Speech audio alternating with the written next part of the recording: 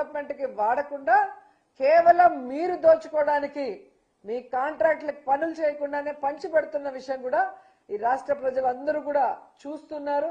ఖచ్చితంగా రాబోయే local body elections లో ఈ రాష్ట్రాన్ని దోచుకున్న విధంగాని ప్రజల్ని మోసం చేసిన విధంగాని ముఖ్యంగా మహిళల్ని అవమానించిన విధం వాళ్ళకి ఇచ్చిన ఏ వెల్ఫేర్ నెరవేర్చకపోవడం అనేది వాళ్ళందరూ గుర్తుపెట్టుకొని కూటమి ప్రభుత్వానికి చావు దెబ్బ ఇస్తారని కూడా ఈ సందర్భంగా హెచ్చరిస్తున్నారు.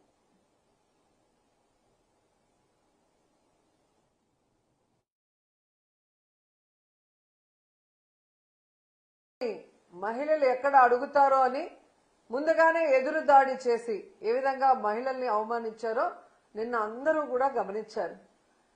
పల్లె వెలుగు బస్సులో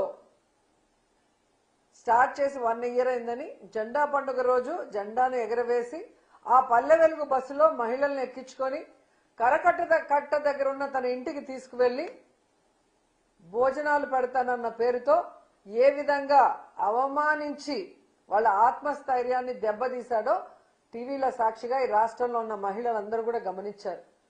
మహిళల్ని ఎవరు ఏమిచ్చినా వెంపర్లాడే వాళ్ళలాగా డబ్బుకు ఆశపడే వాళ్ళలాగా అసలు ఎంత నీచంగా చంద్రబాబు నాయుడు చిత్రీకరించాడో చూస్తుంటే చాలా రక్తం మరిగిపోతుంది.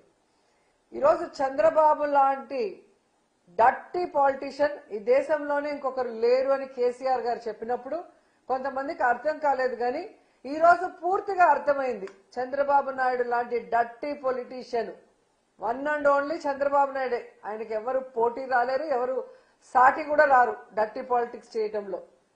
ఆయన చెప్పిన వ్యాఖ్యలు ఏంటి తెలుసా? అమ్మా, మీరు 2000 ఓటుకు తీసుకుంటే ఆ తీసుకున్నోడు 2 లక్షలు సంపాదించాలనుకుంటాడు, మీకు ఎలా మంచి చేయగలుగుతాడు అని చెప్పి సిగ్గు లేకుండా కళ్ళు అరపకుండా ఆయన చెప్పే నీతులు చూస్తే అసలు ఎవరికైనా కూడా కోపంతో రగిలిపోతారు. ఎందుకంటే ఒసామా బిన్ లాడెన్ ప్రపంచానికి శాంతి పాఠాలు చెప్తే ఎలా అందరూ నవ్వుకుంటారో చంద్రబాబు నాయుడు నీతులు చెప్తే అలాగే. అసలు ఓటుకి నోటు అనే పరిచయం చేసిన వ్యక్తి చంద్రబాబు నాయుడు. ఎన్టీఆర్ గెలిపించుకున్న ఎమ్మెల్యేల్ని లాక్కొని ఎన్టీఆర్ కి వెన్నుపోటు పొడవడానికి అదే డబ్బును వాడాడు. వైస్రాయ్ హోటల్లో ఎమ్మెల్యేల్ని దాచిపెట్టి వాళ్ళకి బ్రీఫ్ కేసులతో డబ్బులు ఇచ్చి ఎన్టీఆర్ మీద ఎలా చెప్పులే ఇచ్చాడో ఇప్పటికి కూడా ఈ తెలుగు ప్రజలు మర్చిపోలేరు. అలాగే మీరు చూస్తే కేసీఆర్ గవర్నమెంట్ ని కూల్చడం కోసం